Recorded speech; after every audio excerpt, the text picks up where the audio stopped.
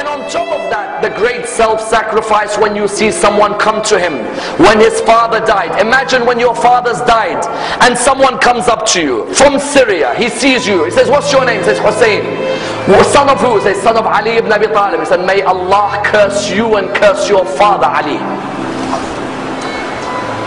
If someone talked like that to you, how would you reply back to him?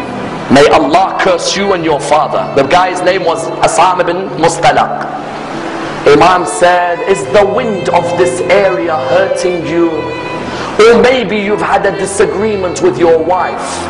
Is there a shelter for you to stay in? Or has no one provided you with clothing? Please come and stay in my house if you are a stranger in this area. Wallah, that person began to cry. He said, آآباعبدالله, I cursed your father in front of you, and this is the way you reply back to me by making your house available for you? He said, this is the family of Rasulullah and the way we treat people. People may come and curse us, but we come back with morals, because our grandfather Rasulullah came to perfect the morals of mankind. And that's why I will never forget the greatest self-sacrifice before Karbala. Notice none of these stories have anything to do with Karbala.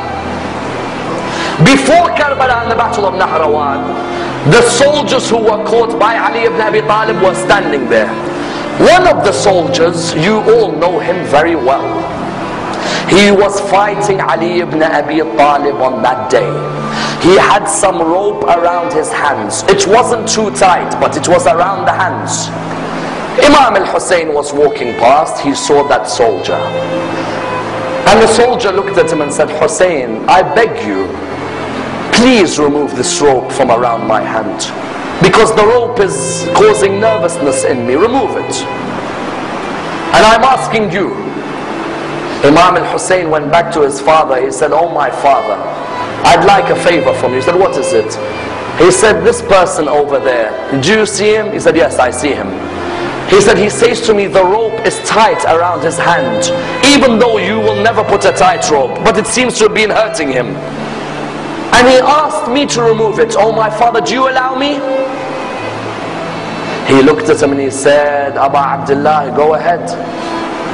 آآباعبدالله, why do you want to answer this? He said, father, when someone asks through me, how can I reject? I don't want the person to be embarrassed. When you realize who this person is, that's when you realize how magnanimous a man this man is. He went back to the person. He said, give me your hands. And he removed the ropes from the hands of Shimr bin Diljoshan.